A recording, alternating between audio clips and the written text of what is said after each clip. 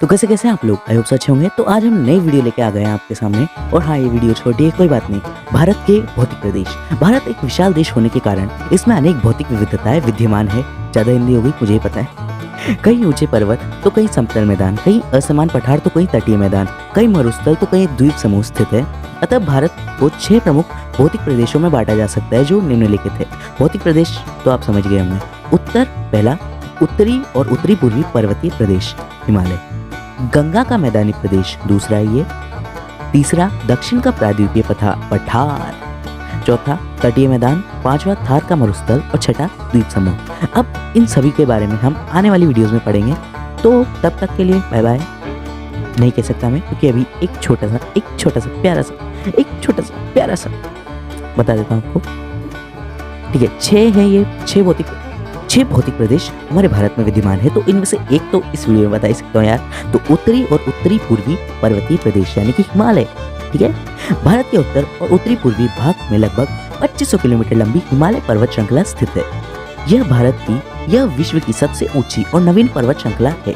विश्व का सबसे ऊंचा पर्वत शिखर भी यहीं स्थित है। नाम क्या है उसका? बताओ कमेंट में जाके बताओ। ऊंचाई के कारण इसका अधिकांश भाग बर्फ से ढका हुआ है, इसलिए इसे हिमालय, हिमप्रसालय, बर्फ का घर भी कहा जाता है। हिमालय पर्वत दक्षिण से उत्तर की ओर क्रमशः 3 समांतर श्रेणियों में बांटा हुआ है, यानी कि इनको समान अंतर के साथ 3 श्रेणियों में बांटा गया है। पहला शिवालिक, दूसरा मध्य हिमालय या फिर हिमाचल, और तीसरा सबसे उत्तर में हिमाद्री या वृहद हिमालय यानी कि सबसे बड़ा हिमालय। उत्तर पश्चिम से लेकर पूर्व में अरुणाचल प्रदेश तक विस्तृत हिमालय की श्रेणियां दक्षिण दिशा में मुड़कर पूर्वोत्तर की असम म्यांमार पर्वत श्रेणी की पटकोई और नागा पहाड़ियों में मिल जाती है। हमारे देश में कृषि और अन्य आवश्यकताओं हेतु सतत जलापूर्ति के लिए इन पर्वत श्रेणियों का महत्वपूर्ण योगदान है। हिंदी थोड़ी ज्यादा हो रही है। हिमालय और पूर्वोत्तर पर्वत श्रृंखलाओं की स्थिति और बनावट हिंद महासागर से आने वाली आर्द्र मानसूनी पवनों को रोककर भारत में वर्षा कराने में सहायक है। मतलब पानी आता है, इनसे रुक जाता है और बादल बनकर यहीं पर बरस के हमें वापस पानी दे जाता है।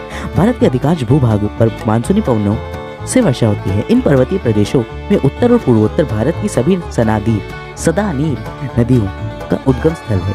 जल संसाधन से संपन्न ये पर्वतीय प्रदेश कई बहुउद्देशीय नदी घाटी परियोजनाओं के जनक है, जिनसे बिजली, सिंचाई और सघन जनसंख्या वाले शहरों के लिए जल का प्रबंधन होता है।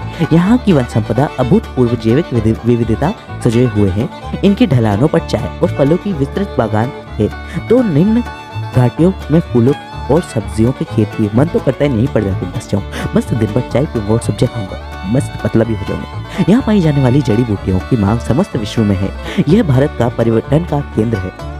हाँ, मैं जानता हूँ, मैंने लास्ट में परिवर्तन कह दिया था। इस क्षेत्र के निवासियों की आजीविका यहाँ की जल और वन संपदाओं पर निर्भर है।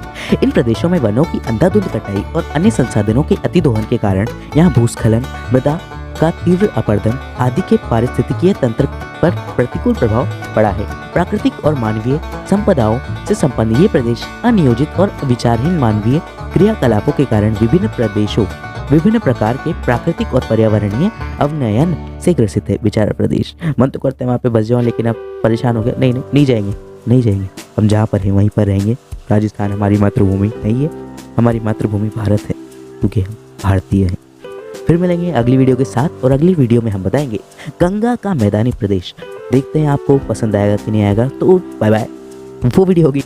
मुझे लगता है कि बातें दिल की होती लफ्जों की धोखेबाजी, तुम साथ हो।